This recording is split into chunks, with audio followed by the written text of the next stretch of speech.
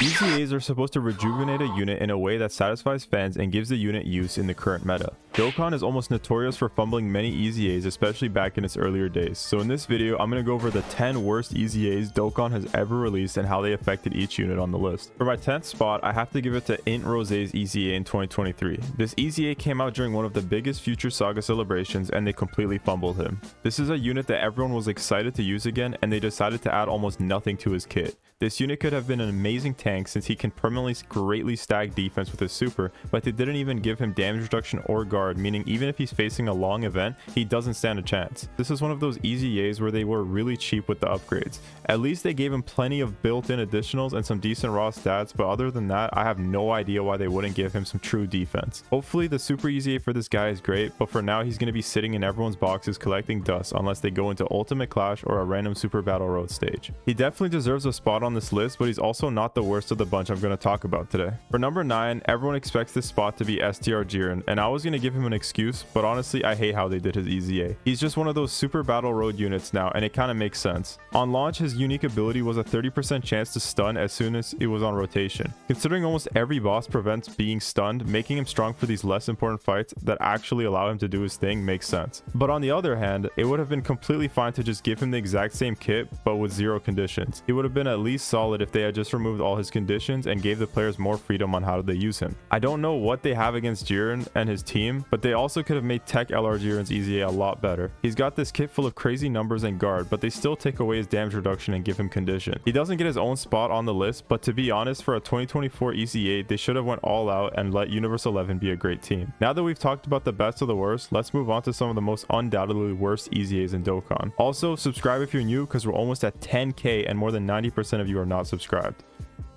For number 8, I feel like I have to mention Int Ultimate Gohan and STR Broly. Broly's EZA took away the negative part of his passive and gave him a solid boost. He also gained the ability to stack attack on supers for 3 turns, but compared to the summonable releases in 2018, his EZA sucked. It was almost outdated right away and just served as a way to keep him relevant in the World Tournament, where they had implemented the point multiplier for taking on more powerful teams. In Gohan's EZA was kind of pointless because it was the exact same as Broly's, but with less stats and a pointless condition slapped on for no reason. And by pointless, I don't mean that it's bad. It's literally pointless since he gives himself 5 ki and most of the time you're running a leader skill that gives you 3 ki anyway, meaning it's pointless to even have that condition 95% of the time. These two were just way too weak and stupid. It's obvious they didn't quite know how to make EZAs a healthy part of the game yet, but it only gets worse from here.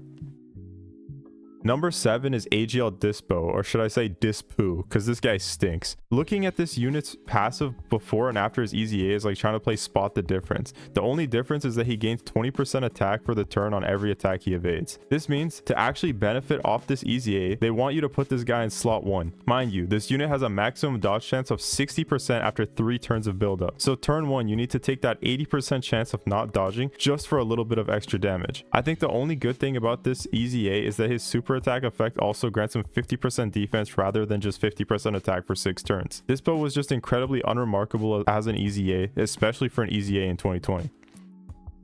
Moving on to number 6, we've got Int Kid Boo's EZA. Dokkan really has no love for Kid Buu. This guy still has no LR and no good unit besides STR Kid Buu. Hopefully Int Kid Buu gets super EZA'd soon because this trash EZA he got in 2020 was pathetic. All they did was raise his stats a little, improve his super attack effect to not be worthless, and give him some very mid support. His old passive was 100% attack and then 70% bonus attack if you have more than 30% HP. His EZA added 70% defense and 2 key support for extreme allies if you have a certain amount of HP, over 50% HP for 1 key and over 70% for an additional 1 key on top. This is just a really lame EZA even by 2020 standards. We literally had Tech LR Vegito Blue and STR LR Blue Gogeta as the anniversary units in 2020, so these EZAs were really slacking compared to most of the summonable units that year. Up next, we've got Tech SSJ3 Broly's EZA. This guy barely got anything from his awakening. He not only got screwed, but they did nothing to make him useful in any content. In early Dokkan, Broly units were always crazy powerful but had a trade-off that was made to balance their overwhelming offense. This Broly lost 10% defense and gained 12% attack per orb.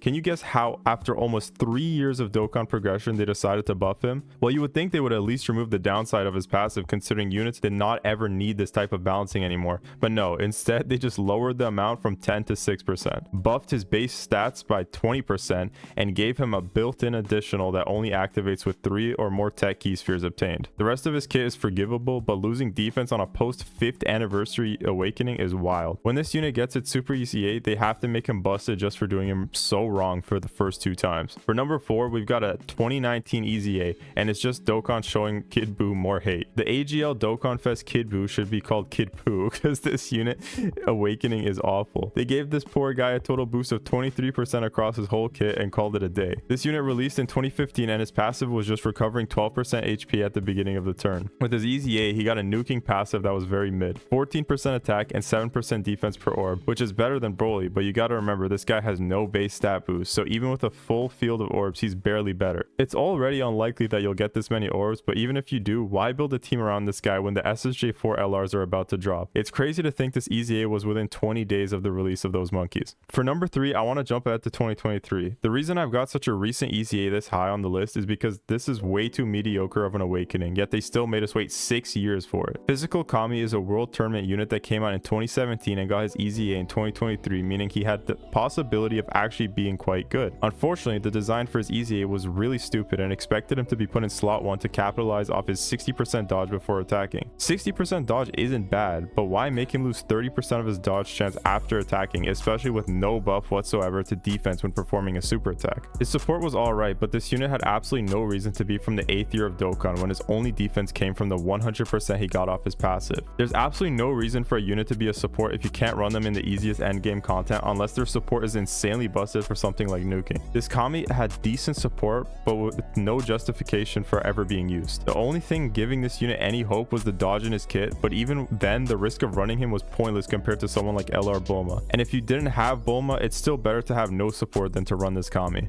Releasing units with no defense post 2022 is a waste of time for everyone. Now for second place, I have to talk about how stupid it is that free-to-play units get their EZAs within weeks of their original release, meaning they have no second chance like most summonable units. All this process does is make a lot of these units more of a grind for less of a reward. The unit I put in this spot is STR LR Zamasu in Goku's body. This is one of the coolest unit ideas they've ever had, and they completely wasted it by putting it through the free-to-play process. The only boost he gets from his EZA is 1 extra key and a total of 18% attack and defense and stats.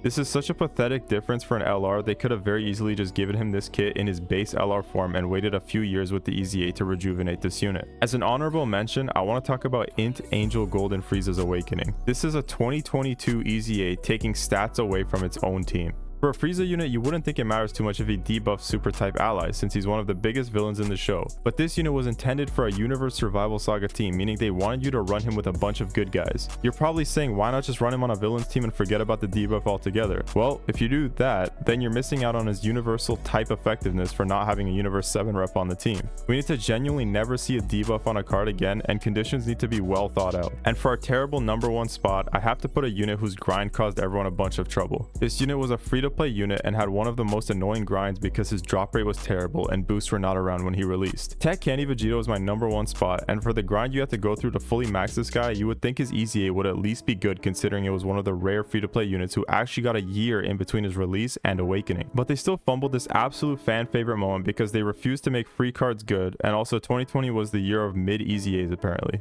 All they changed about this unit post EZA was that he gained 10% more attack and defense per tech orb, and his stun chance was raised to 50% from 30%. They really should have changed his leader skill and passive buff bare minimum to keep him at least usable. Keeping his nuke lead was just the cherry on top to ruin any second chance this unit had. So there you have it. That's my list. Let me know in the comments if you got some better or worse picks, but that's all for now. Thank you all so much for watching.